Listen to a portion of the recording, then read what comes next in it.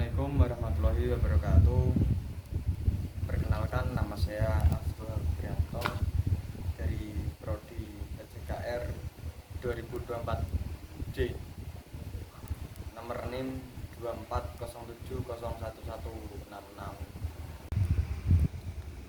Soal yang pertama, jelaskan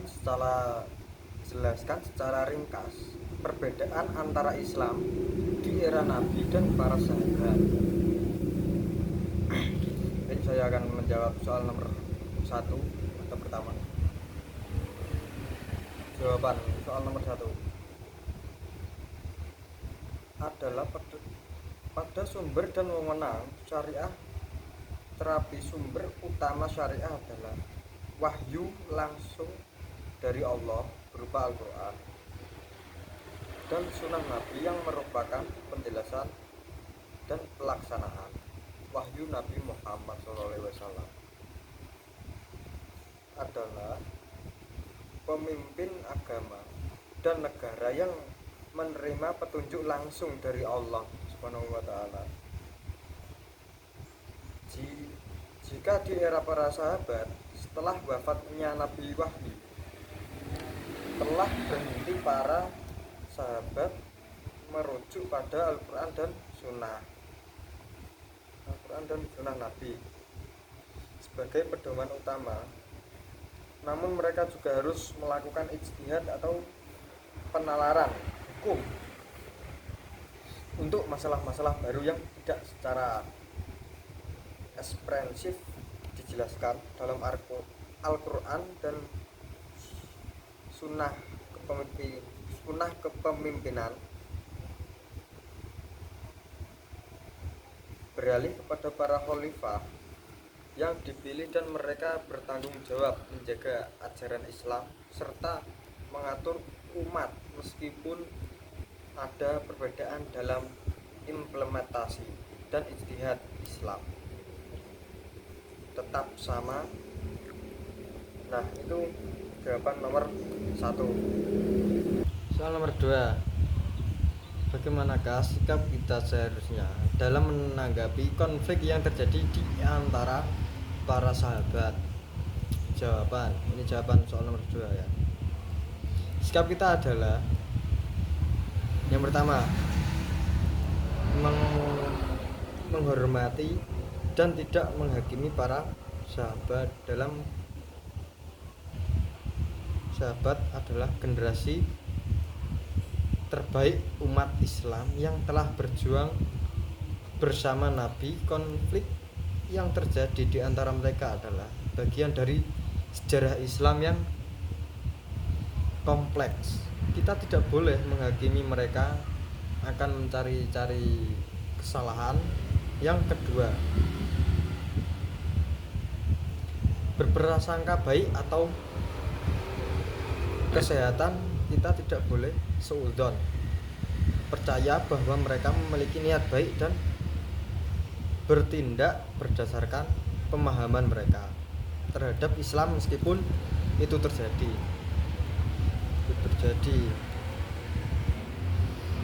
Perbedaan ijtihad. Yang ketiga, tidak memilih atau memihak dan tidak mengafirkan,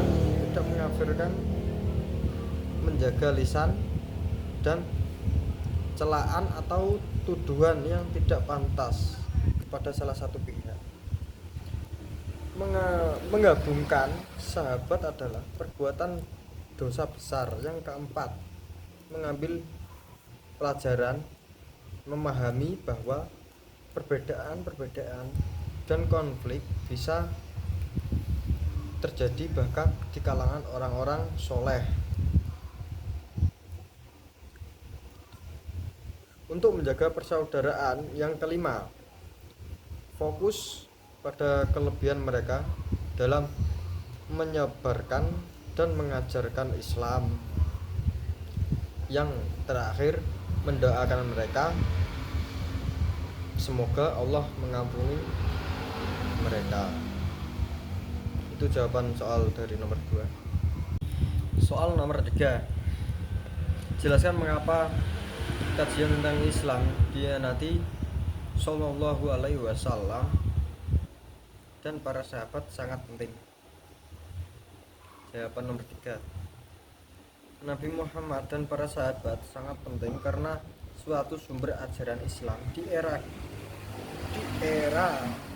sahabat dan masa pembentukan dan peletak dasar ajaran Islam Al-Quran diturunkan dan sunnah Nabi dilaksanakan pada masa ini.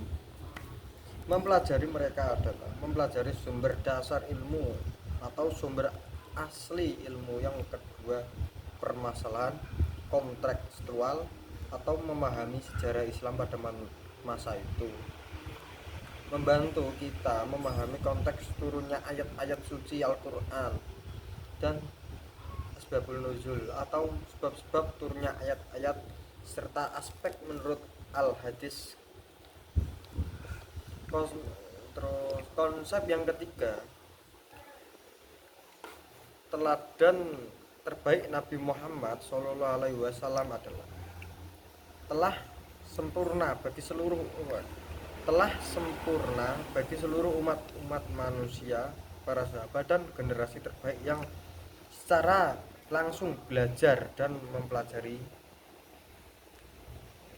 serta memahami kehidupan mereka penuh dengan perjalanan moral, etika, kepemimpinan dan keberanian. Yang keempat, membentuk akidah dan akhlak, mempelajari syariah nabawiyah dan kisah sahabat, menggunakan keimanan dan membentuk akhlak mulia, karena kita melihat bagaimana Islam dipraktekkan dalam kehidupan sehari-hari berikut dan syariat untuk hukum Islam dan didengarkan pertama kali pada era ini, daerah Nabi Muhammad Shallallahu Alaihi Wasallam. Baik, saya akan menjawab soal nomor 4, yaitu soalnya jelaskan bagaimana awal umat Islam terpisah menjadi beberapa sektor. Ini jawabannya ya. Awal umat Islam terpisah menjadi beberapa sektor atau firqah dimulai setelah wafatnya Nabi Muhammad SAW. Kepercayaannya besar dan signifikan mulai terjadi pada masa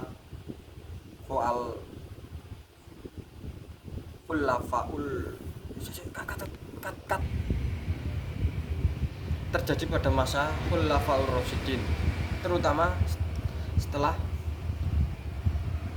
terbunuhnya Khalifah Utsman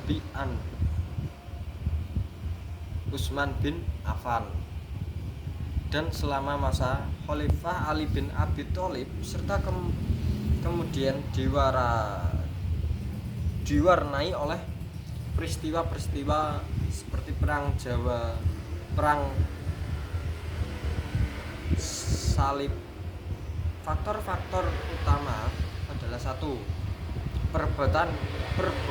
Perebutan kekuasaan dan politik. Ini adalah faktor utama bangsa Indonesia tentang siapa yang pernah memimpin umat beragama yang kemudian menginjak-injak pada tahun politik dan militer.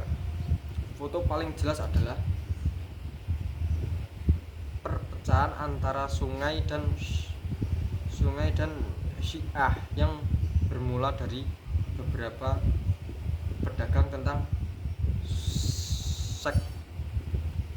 suksesi.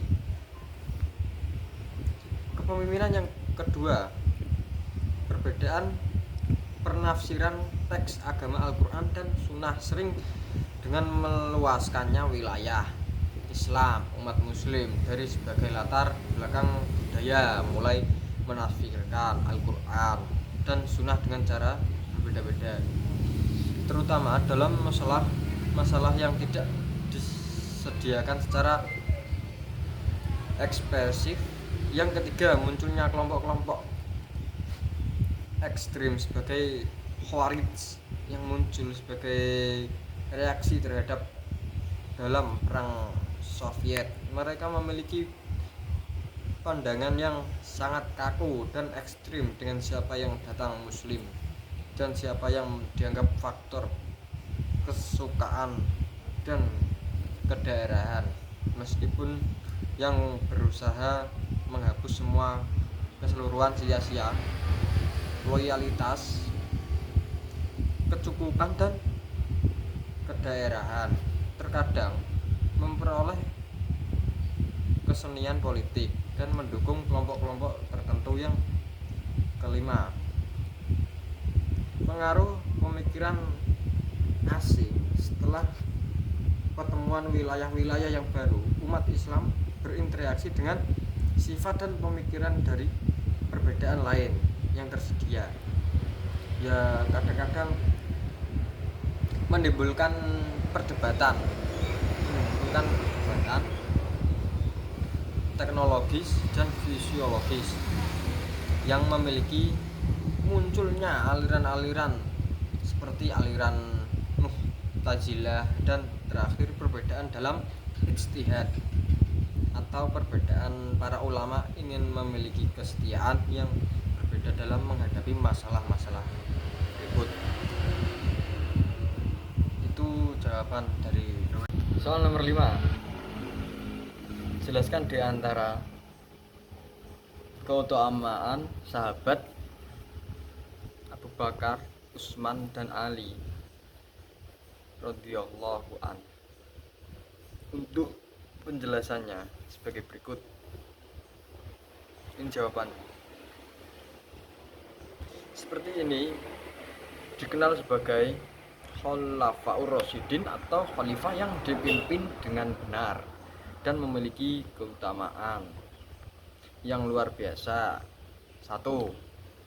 Abu Bakar As-Siddiq, orang yang pertama yang masuk Islam dari kalangan laki-laki dewasa, sahabat terdekat Nabi dan pendamping setia dalam hijrah Ar-Rasyid, atau yang membenarkan karena keimanannya yang teguh pada Nabi, terutama pada peristiwa Isra Mi'raj.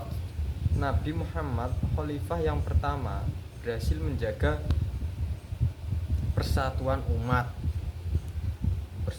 umat setelah bapaknya Nabi memerangi kaum murtad dan memulai pengumpulan Al-Quran. Itu mulai dilakukan pada masa Khalifah Abu Bakar. Sangat dermawan dan selalu mendahulukan Allah dan Rasulnya. Seperti itu yang kedua sahabat Umar bin Khattab lakukan. Salah satu sahabat yang paling berpengaruh dan yang memasuk Islam setelah perjuangan Nabi, yang membedakan antara lengkap dan batil karena keberanian dan kebebasannya dalam membela Islam. Beliau adalah khalifah kedua di masanya. Terjadi ekspektasi besar wilayah Islam, penataan administrasi, pemerintahan dan pengembangan sistem peradilan dunia sangat adil dan sederhana. Meskipun seorang pengusaha besar dikenal dengan kecerdasannya dan ketegasannya dalam menjalankan syariah. Yang ketiga, sahabat menikah dengan putri Nabi secara beruntut, yaitu Ruqyah, dan sangat terkenal dan kaya raya. Untuk kepentingan Islam, beliau adalah khalifah ketiga. Lokasi Roma Alamate Roma Kamu. Mushaf Al-Quran atau bisa juga disebut dengan Utsmani yang menjadi rujukan utama hingga kini memiliki sifat baru dan lemah dalam ibadah. Yang terakhir, Khalifah Ali bin Abi Thalib melihat jelas sepupu dan menantu Nabi yang menikahi itu Fatimah Az-Zahra. Beliau adalah orang pertama dari kalangan anak-anak yang masuk Islam. Beliau sangat cerdas, pemberani, dan ahli dalam bidang ilmu fikih, tafsir, bahasa.